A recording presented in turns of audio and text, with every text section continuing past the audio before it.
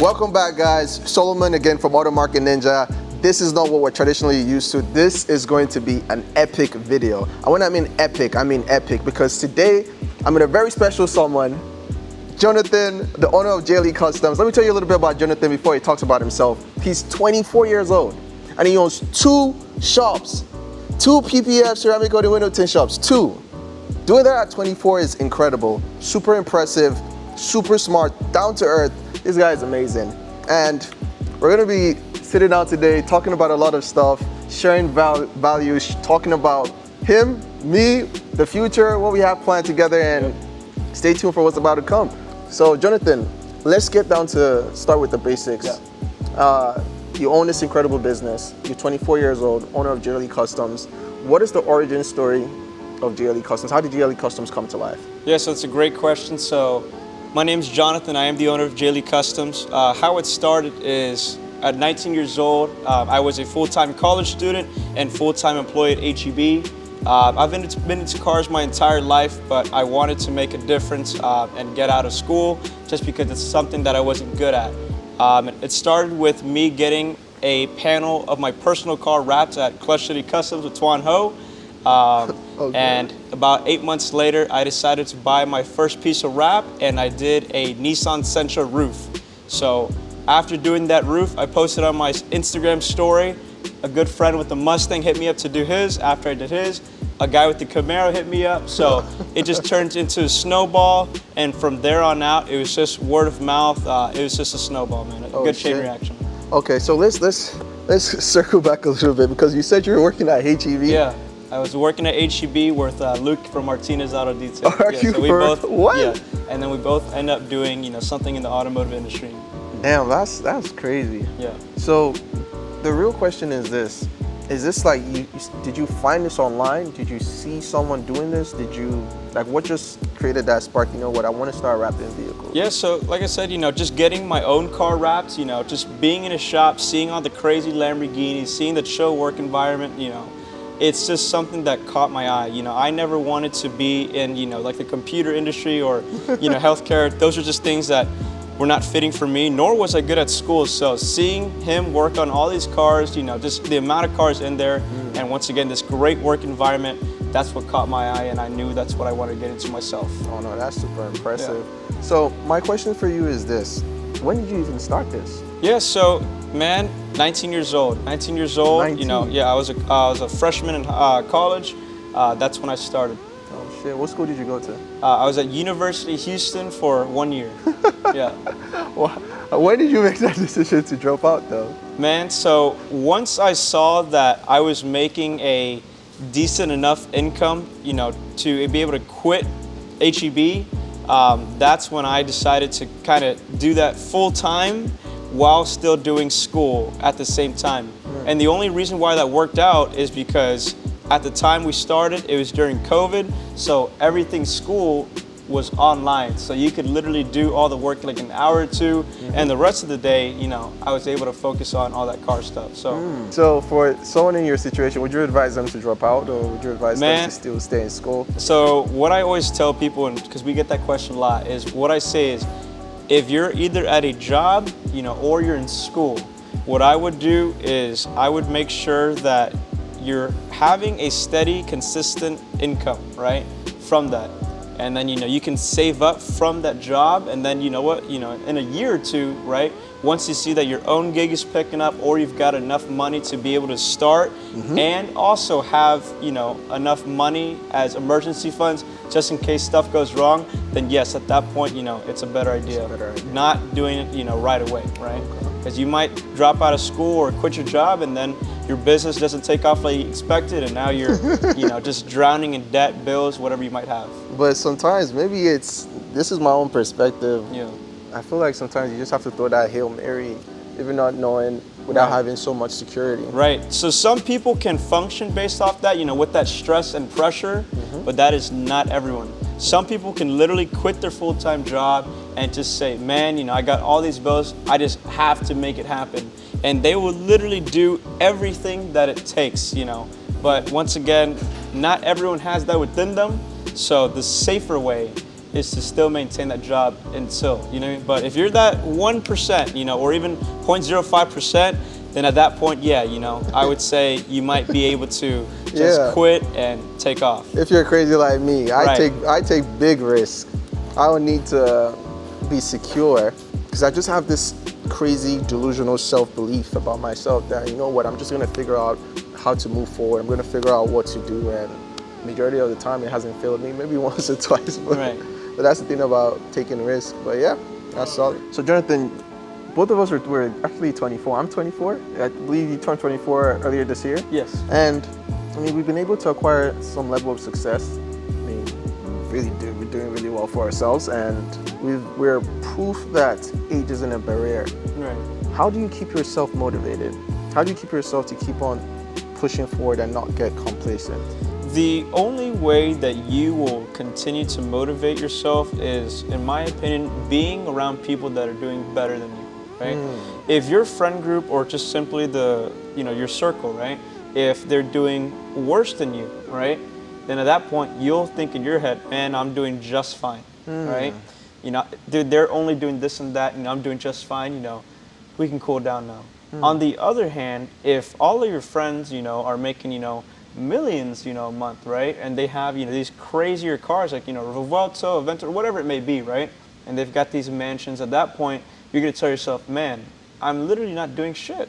I'm literally nowhere near, you know, successful yet. Yeah. We've got so much work to do. What's next? It's that simple, man. That's the only way you'll motivate yourself. And I feel like that's something I've also struggled with, because it's like it's hard to. I mean, you have to put yourself. You know the saying that some of the 5 people you're around is who you become as well. Right. And it's like, I mean, I've surrounded myself with my partner. Also, my clients are literally my majority of my friends right now. Yeah. And what I'm trying to do, the phase I'm in life right now, I want to start networking a little bit more. But not just networking to network to get something out of people, to actually build relationships with people that are doing the same thing like that I'm doing, or doing even better. Like us, I mean, we're building a relationship right now. Exactly. Building a relationship together, and that just I told you before, you motivate me, bro. Yeah. Literally, seeing what you've been able to build, that motivates me. That pushes me to be like, man, this guy is 24, and he's done this, and man. And for guys out there watching this, if he can do it, if I can do it, all the guys that we've seen that have gotten to a point where they have success in their business, you can do it too. Absolutely. You definitely can. Age is never a restriction. Correct. Age is never a restriction. In fact, I feel like when you're younger, that's when you're even meant to take as much risk as possible. 100%. But let's talk about networking. We're talking about networking. You said something about networking. How has that played a role in growing the business? How did that play a role in growing your brand? Because before you get into that, you've built a very solid brand. Like one of the best. Like this guy is, if you were to say the top 3 shops in Houston, he's going to be in the top 3. Yeah. How are you able to grow the business with networking and? Yeah. So networking, man, has simply grown my business to the next level. Like I told you, our first exotic vehicle was a Ferrari 488 Pista, right? And what we did was we had a car event at the shop with that Pista inside the shop. Oh, shit. Right? So we had a car meet, which is networking. We had all these, exotic cars come out to the shop and check out the Houston location. And, we had a couple clients come inside, take a look at the Pista, saw the work that we did, and they booked jobs based off the quality that we saw. So that's all networking is, hosting events, clients seeing the shop, clients seeing the work, and them wanting the same quality on their vehicle. Even with this car here, I have never had to pay a car note, out of my own pocket. It always comes from the business we get. So taking this car to all these car events, shaking hands with all these, exotic owners, and simply seeing that they have a problem, which is, they lack PPF, they lack tint, whatever it may be. Yeah. We simply bring it up and we're real about it, right? It's, man, look, you've got a $260,000 car. It doesn't have any protection. If you were to have to repaint your quarter panel, because of a scratch, the paint isn't gonna match, okay? The paint might not be good quality, so it might, fade and, crack and clear, in a few months, right? I highly recommend protecting it. And that's all it is, man. That's the networking that we do, and that's why, we're getting so many exotics, and that's why the business continues to grow. and talk about branding. Yeah. Let's talk about branding too, because networking and branding, because when you network, you also have to have a solid brand to back it up. Right. How did you create that brand? How did you create that brand, man? Man, I've got to give it to, I would say, my social media guys, my photographers, videos, editors. They are the ones that make us look amazing on social media and look amazing on Google, right? Just simply having high quality pictures, videos, it plays an important role and just makes us look like a better brand. How do you balance grinding and enjoying life and your personal life and the business? How do you balance that? Because for me, it got to a point where I was working so much, I just didn't have any personal life. Right, so like I mentioned earlier in the video, the first 4 years of my life were just nothing but work. I had absolutely no balance. And like I said, I sacrificed so much. I lost, many relationships. I lost, friendships. I lost, just a lot of weight, my personal health. And this is because I spent so much time working in the business. The only way that you're going to be able to have a solid balance is, once again, learning how to delegate. So thank God, we have an amazing manager at both Houston and Katy. These guys are the ones that really, run the shop, throughout the week. And that gives me, the ability to just simply have a better, I'm not gonna say a good, right, balance, but I have a better balance now than I did before. And with them being in charge, right, I'm able to once again work on the business, which is why we're able to scale. You're not gonna be able to scale working in the business because you're gonna be missing out on so many phone calls, you're gonna be missing out on so many leads, right? So you're not growing the business doing that. Exactly, and that's one thing I try to do, even with Martinez Auto Detail, and I'm trying to take him away from doing the service delivery itself, and I just want him to focus on the sales and the content, because the thing about that is that is really what's going to drive the client acquisition. That's what is going to get people coming to the business. That's what is going to get more customers through the door. Let's talk about the early challenges that you faced and early hurdles that you faced, because I mean, every business that's about to start off, you're going to face certain challenges. What were those challenges, and what was that moment? What was that moment that you just realized that, yo, this is going to actually work? Okay, so I would say the challenges that we ran into was simply, I had very little money to begin with, right? That's number one. Number two was that, obviously with having no money, I didn't have any employees. So it was simply an absolute grind, from wrapping, and tinting from 7 a.m. sometimes until 2 or 3 in the morning.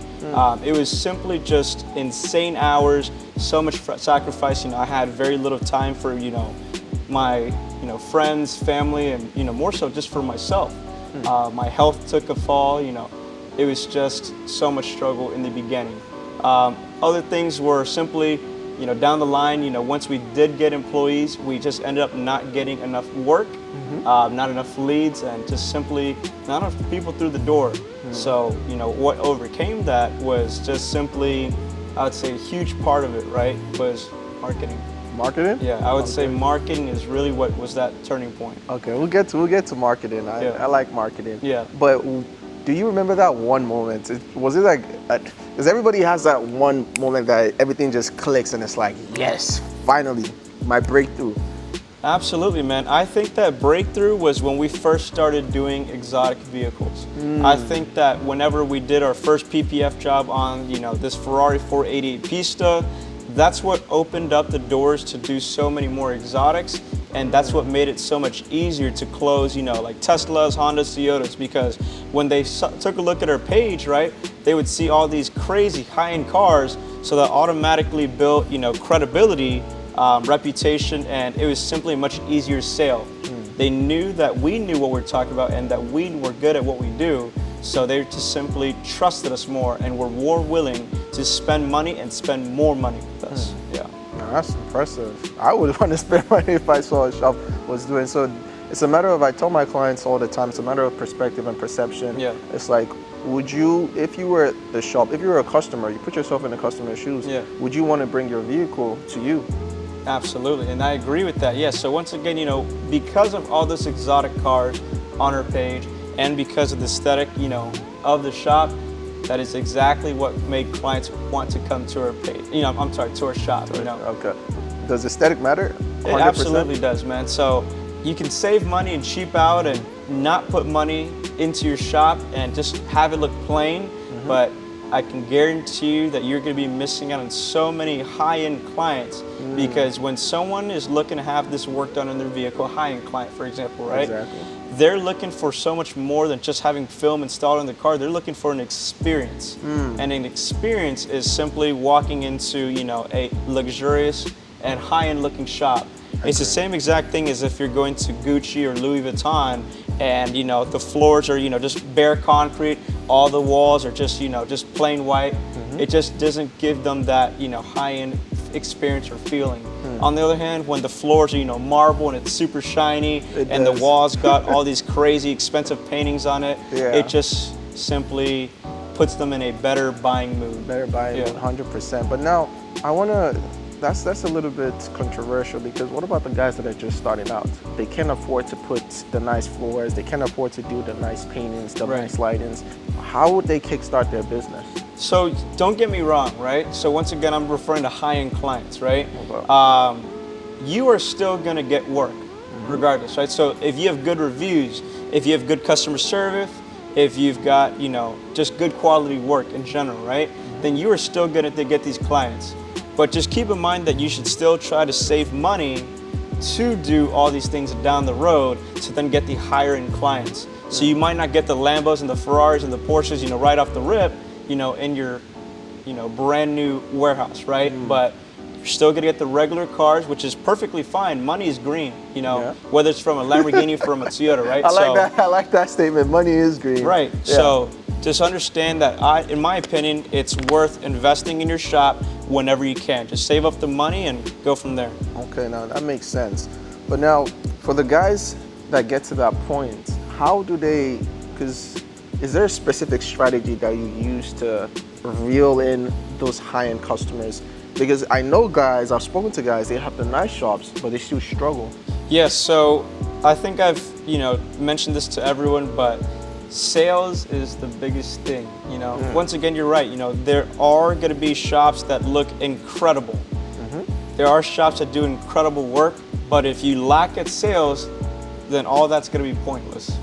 It's that simple. You're just going to have a pretty shop and pretty installers, you know, but there's not going to be much work going on because you can't close deals. So sales is really everything. So which is more important, sales or marketing? Man, I think they go hand in hand, but this is what I will say. I didn't do marketing until about 10 months ago. So I will say sales. 10 months ago, wait, what? Yes. I started doing marketing in November of 2024. It's been about 10 months. Let's get into that. Okay, so how did you grow the business without marketing? Because word of mouth. Word of mouth is how we grew the business. It was simply just doing good work, making sure the client's happy, and if the client's happy, I promise you they're gonna tell their friend, they're gonna tell their mom, they're gonna tell their brother, they're gonna tell their boss, their coworker. Word of mouth was everything. Make sure you're taking great care of your clients and their clients will take great care of you. It's really that simple, man.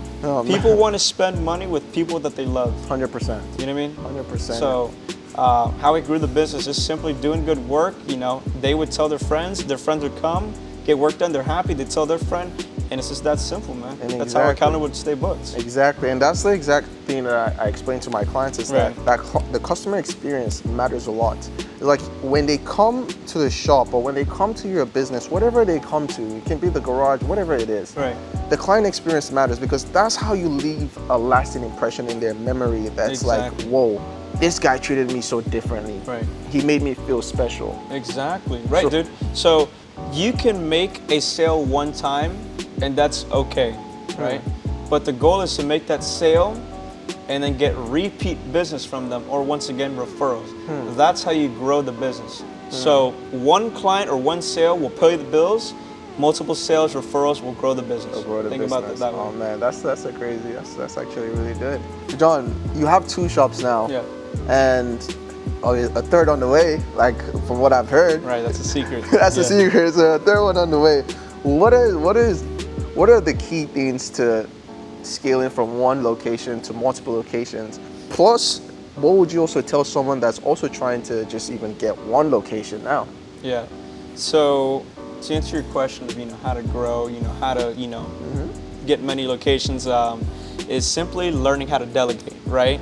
It's simply understanding that the person that you want, to manage just needs to do an 80% good of a job as you do, right?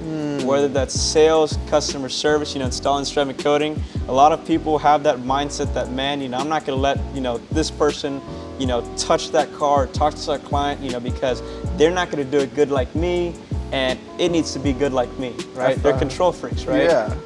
But what you're doing is you're causing yourself to be stuck, right? On the other hand, like I said, you just need to train them to be as good as you, up to 80%. 100%. And it'll be good enough to where your client is still happy, they're still getting great work, right?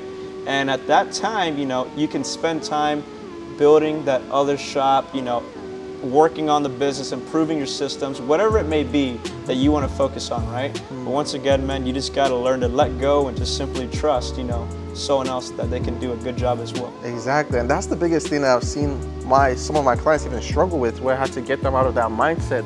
It comes down to trusting. It's like, man, nobody's going to do the installation, the PPF installation better than I can, or nobody can do the paint correction better than I can. And I feel like would you say, the guys in this industry, installers, detailers, they're always going for perfection, and perfection is like one of their major bottlenecks that's holding them back from growing? It absolutely is, so don't get me wrong, of course, we're going to always try to deliver a perfect PPF job, perfect ceramic coating job, right? Perfect window tint job, right?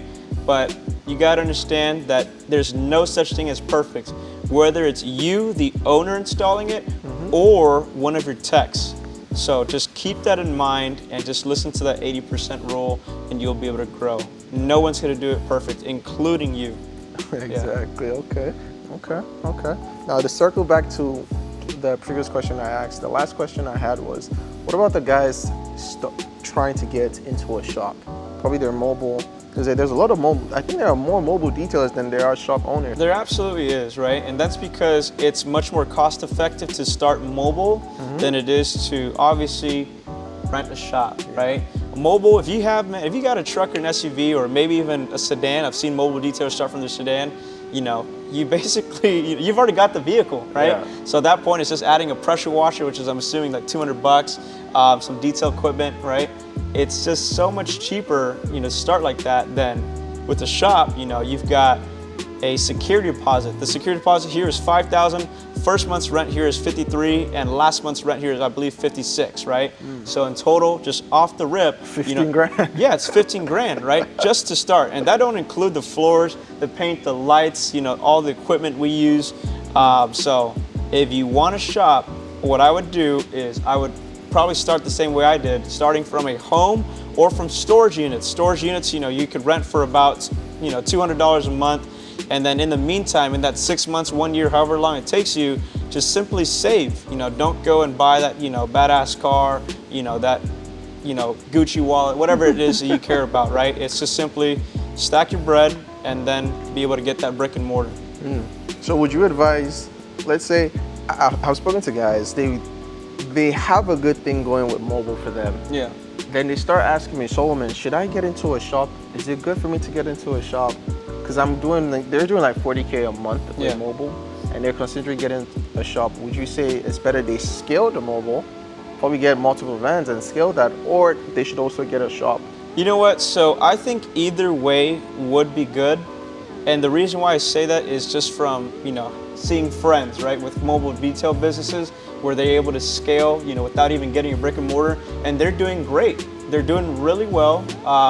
But at the same time, me personally, I would go for the brick and mortar, and the reason why is because you can only offer so many services being mobile, right? So I know a lot of people, do mobile ceramic coatings. I'm not going to say too much on that, right? But it's obviously better done in a climate-controlled environment without the sun beaming on it, right? And all this dirt, dust, and leaves flying around in the air, right? So you can't offer window tint. Once again, there's mobile window tint. There's mobile window tint. Yeah, that's not I can say too much on that either, okay? But obviously a brick and mortar, you can offer so much more.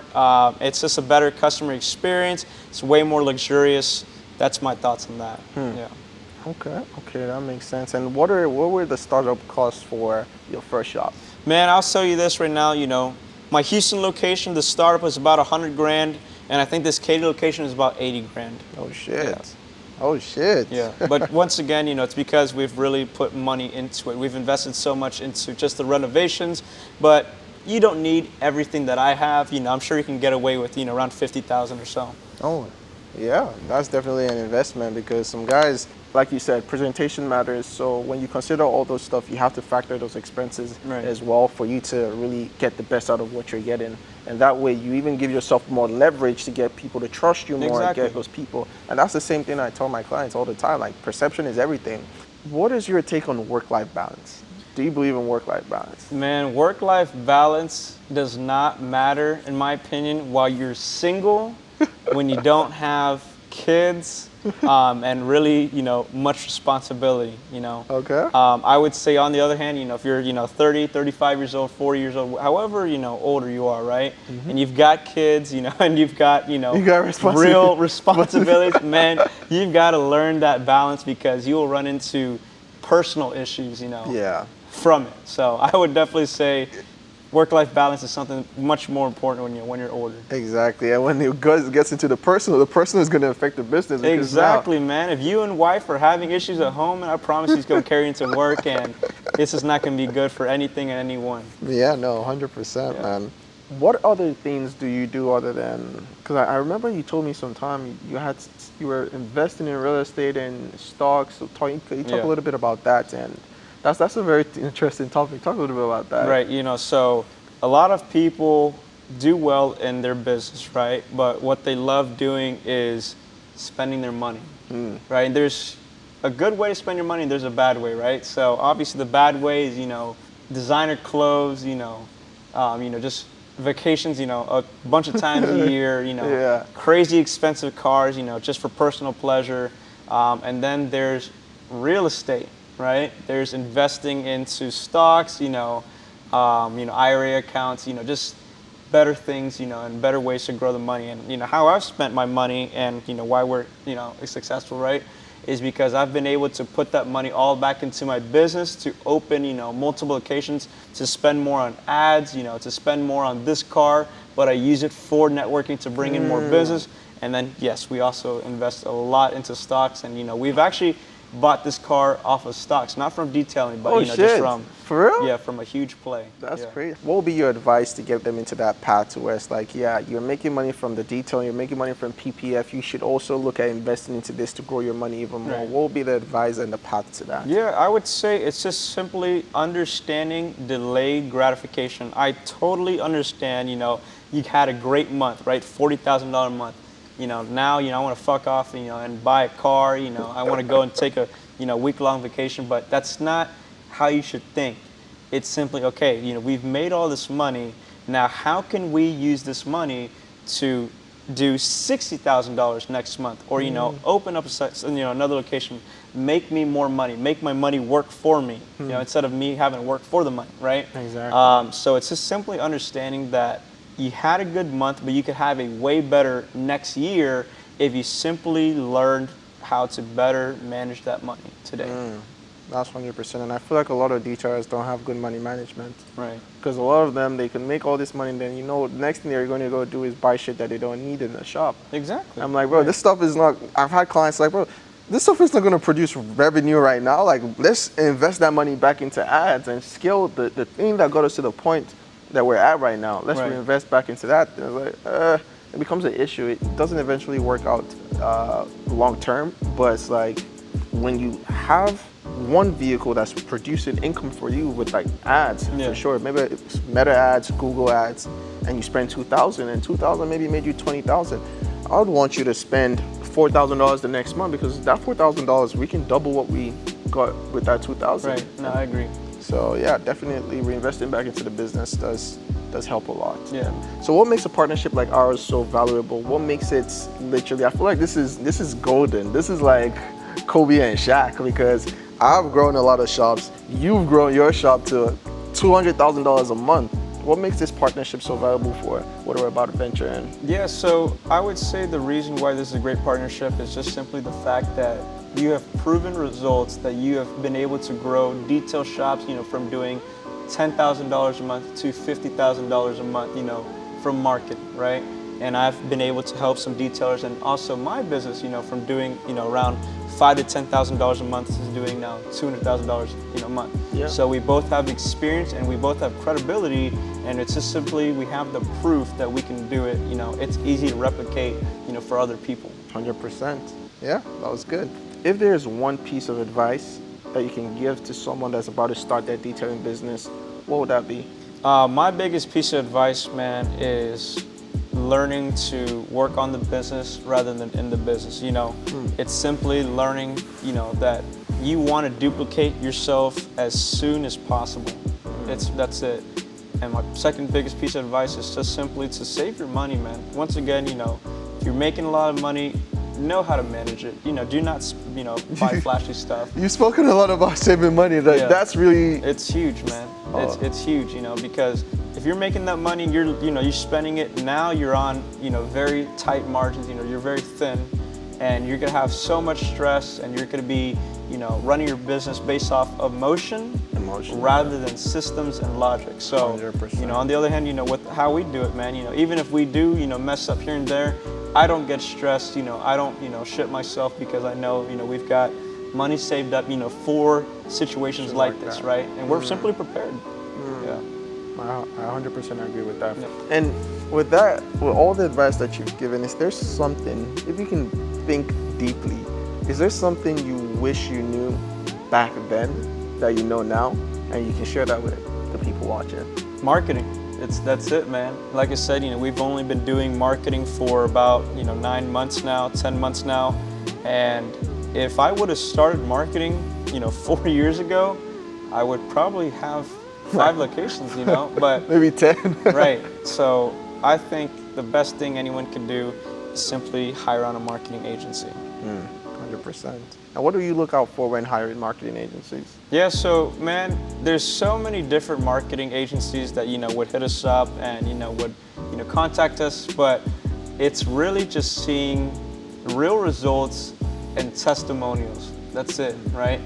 A lot of people can say, we can run your ads, do this and that, but I want to see the clients talk about it. I want the marketing company to do so well to the point where it's not even the marketing company doing all the bragging and promoting. I want it to be the clients. And that's what I've seen, successful marketing agencies have, is so many clients be in love with them and promote it for them. Exactly.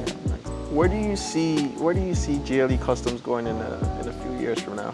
Oh man, so really, we just want to have, X amount of locations, and then we also want to have different businesses that will funnel back into JLE Customs. So, we're working on a few things right now that are secret, but it is automotive related. Yeah. It's not PPF and wrap and tint, but it's automotive related, but it'll still be an easy way to upsell into JLE Customs. It funnels and it goes right back to JLE Customs. It's in the same vertical. Exactly, correct. Yes, so it's just really, man, I just want different businesses that just feed JLE Customs. No, that's pretty impressive. That's how you create a sustainable, long-term business that's gonna last a lifetime. Right. It's like you have to start being creative on how you acquire clients. Exactly. It's like you can't just have one way of acquiring clients. When you start funneling clients from here to here to here to here, it just becomes a whole fucking empire. Right. Yeah.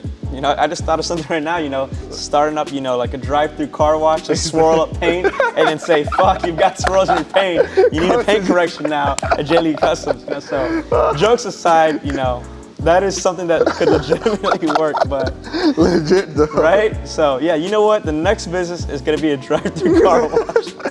So they get their paints rolled up, right? And you know what? You're gonna see my ads on. You can't go fix your rolled up exactly, paint. Man. But yeah, no, that's super impressive. Yeah. So if you could go back and give your 19-year-old self when you started this one piece of advice, what would it be? Man, it would simply be just go for it, It took so long for me to take the first step. It's just so much better to just simply give it a go and learn from there rather than learn everything first and then start. Because you'll never feel like you'll have enough knowledge or enough courage to start.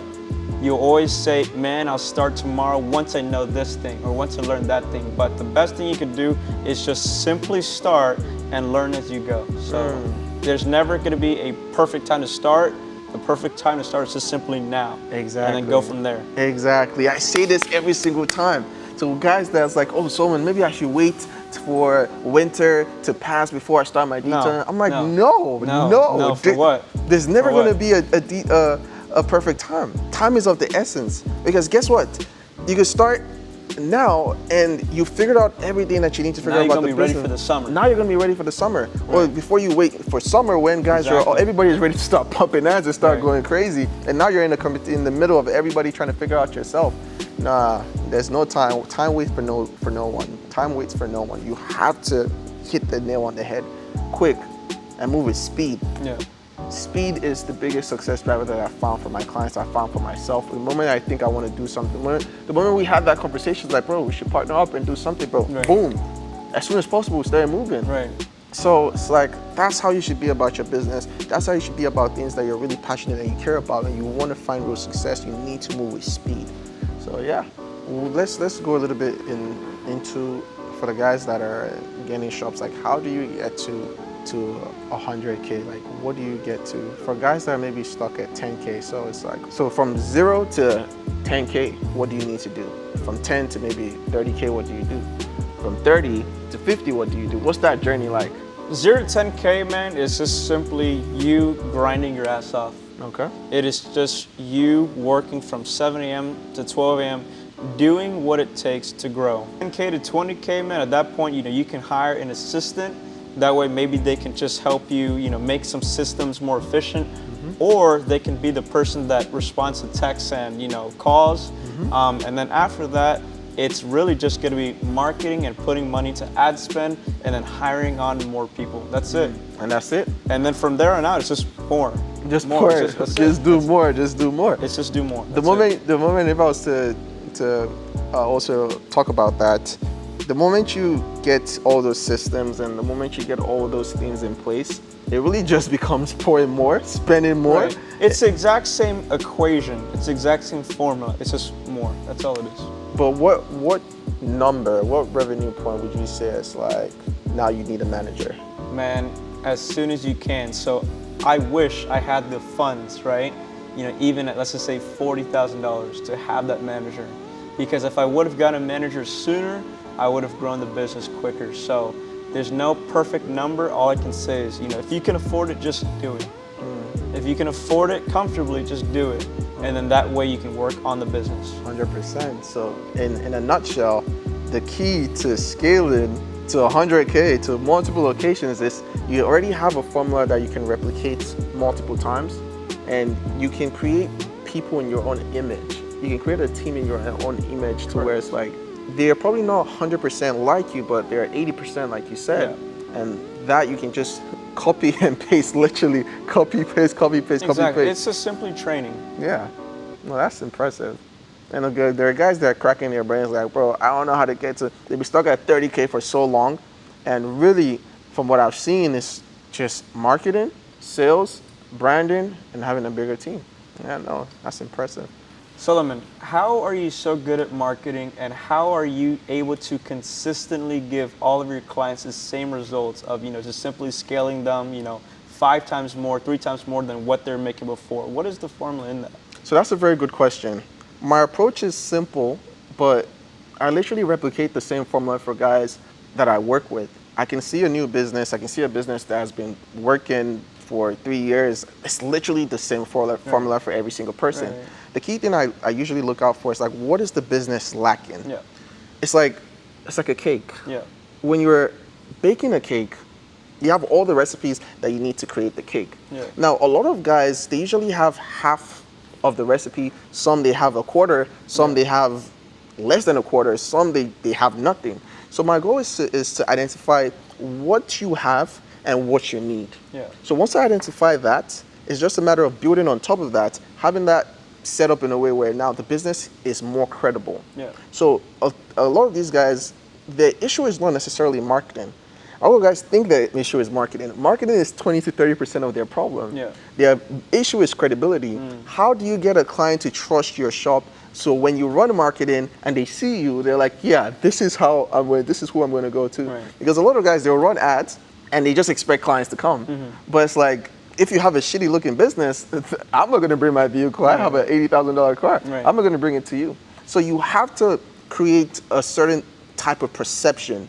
It doesn't have to be A-level where you have the lights and all the nice stuff, but it's like you have to have the business set up in a certain way that people are going to trust. And after I've done all that, after all that's been done, then we now put ads. Yeah. The ads that we create has to be custom, it has to feel branded. Yeah. It has to feel branded to where the business owners are connecting with the clients and the clients feel that trust as well. So it's like a journey. The clients are going to see the ad, they're going to see the business, they're going to talk to the business owner, and that's what creates results. That's what creates consistent results. But the main thing that I've seen is really the business owner itself. Why my clients have a lot of success is that they've mastered the art of communication. Because I personally talk to my clients every single day. I want to really enforce, it's not me enforcing, but I want to get it stuck in their brain that, bro, you have to be a better business owner than an installer. Yeah. So after doing marketing for all these years, what do you think, in your opinion, is the best platform to market on for detail business owners? Well, that's also a very good question because it all depends on the stage the business is in. Right. For the guys that are starting out, I always do meta ads, Facebook, Instagram, because I feel like that's where you can put money in and get money out faster. Yeah. Without really having to worry about, am I going to run ads? Is it going to work? I know that, bro. You go to Facebook, you have a good offer, you have the business set up correctly, it's always going to work. Then when you get to a certain point where you want to start getting what I call the A-type customers. A-type customers are customers with higher intent. Right. When you've built a brand that is worth going, that people wouldn't question your pricing, then I advise my guys to start looking at Google Ads. So it's whatever stage the business is in. If the business already has all the foundations and everything set in place, let's say they have 300 5-star reviews on Google, I'll be like, let's run Google Ads and let's run Meta Ads. But now the thing is this, you have to understand how each platform works. Facebook, Instagram ads, you're gonna get customers that are low to mid intent. Yeah. You'll get a couple high intent customers, but you have to do a little bit more nurturing. And with Facebook, it's an offer game. Right. Who has the best offer? Who has the best marketing? Who has the best branding? And if you're a business that has good branding, good reviews, good everything, and you go with a good offer on Facebook, it's gonna work like crazy. Yeah. Because people are just gonna want to come. Then you're also getting clients from Google that do the research. They have high intent. They're ready to drop their vehicles like right now. And you're able to get that caliber of clients that also adds up. So I tell guys, shop owners, don't neglect either. Yeah. You can have both running. It's just a matter of how you want to, like you said earlier, having the right systems and having the right team. Yeah. Once you have all that set up, you can just pump that and it's just going to be an insane amount of volume. Yeah. Some guys probably just want Google clients, which I don't blame them. Some guys just want Facebook clients. Yeah. But for me, everything. Yeah. Do both of them at the same time. Okay. Yeah. Yeah, Meta and Google. Meta and Google, yeah. So how did you get into marketing and why did you decide to do detailing? That's a very good question. So originally, I wasn't doing detailing. I was doing medical spas. I was doing Botox, lip fillers, cool sculpting, yeah. And I got into that industry. I started getting clients, but it just felt like I wasn't meant to be here. Right. It wasn't natural. It was something that made you money, but it's just not something you're super passionate about. Exactly. But not only that, to now even make it worse, anytime I want to communicate with the business owner, with the business owner, I had to go through hoops. Yeah. I had to talk to the receptionist, then talk to the manager, and talk to them like, bro, it's a hassle. It's a hassle. So I wanted I wanted to work with businesses where I can talk directly with the business owners. Yeah. And one of my buddies said he was getting a wrap. And I was like, huh, a wrap? I asked him how much he got it done. It was his dad that was getting a wrap. His dad was paying for a wrap for him. I was like, well, how much he got the wrap done for? He told me it was about $3,000. I'm like, $2,000 for Yeah. a wrap. I'm like, I wouldn't pay that. Yeah. I'm like, do people pay that? Yeah. And that's That's where actually in the low end. that's even the low. That's on the low end. Yeah, that's very cheap. That's very cheap. Yeah. I'm like, do people pay that? He was like, I mean, yeah. And I asked him for the name of the shop, and I looked up the shop. I'm in Houston. I live in Houston too. Yeah. And that's there I started looking at shops. I started looking at pricing. I went down that rabbit hole, and I started seeing that people were doing tints, wraps, and I was seeing these prices are like, it could range anywhere from 500 to 10,000. I'm Right. like, damn, people are paying this shit? Yes.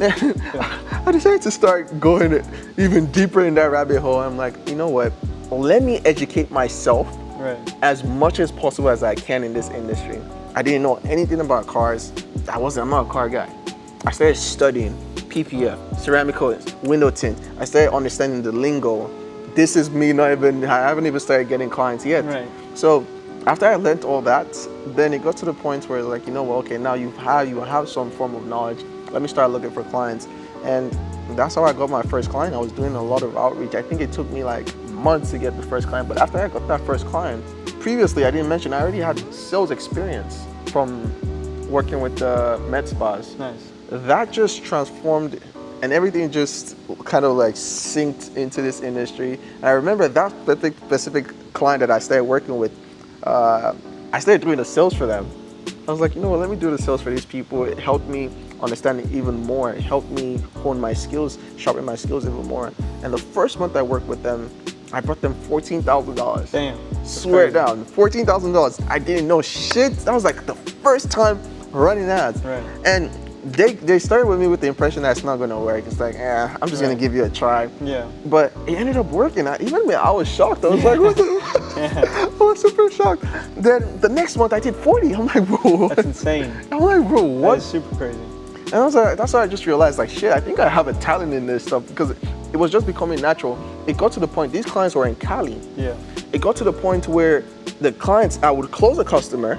I'm all the way in Houston calling the leads, but I understood every street landmark around that shop.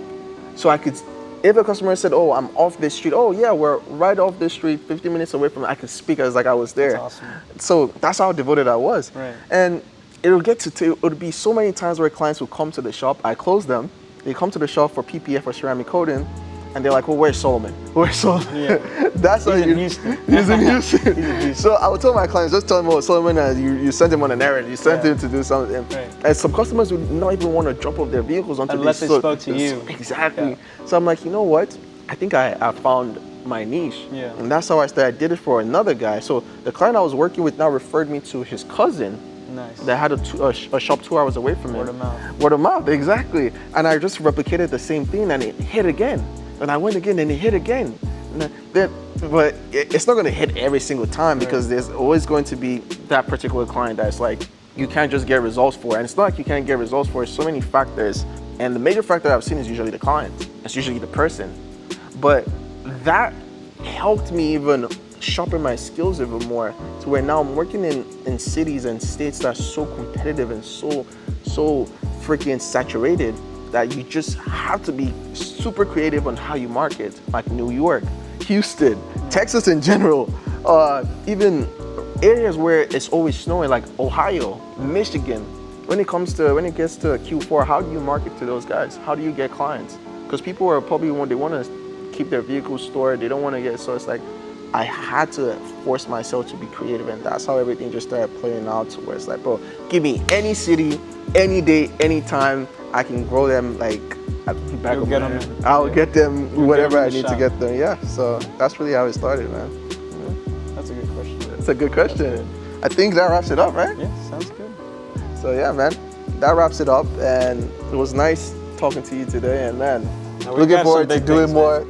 We got some big things coming up. Hell yeah. Now looking forward to doing more videos. We're probably going to do something like this again. Yeah. And stay tuned. There's a big announcement coming soon in a couple months, maybe 1-2 months. We'll see. But yeah, GLE Customs, Auto Market Ninja, out. See you soon. All right.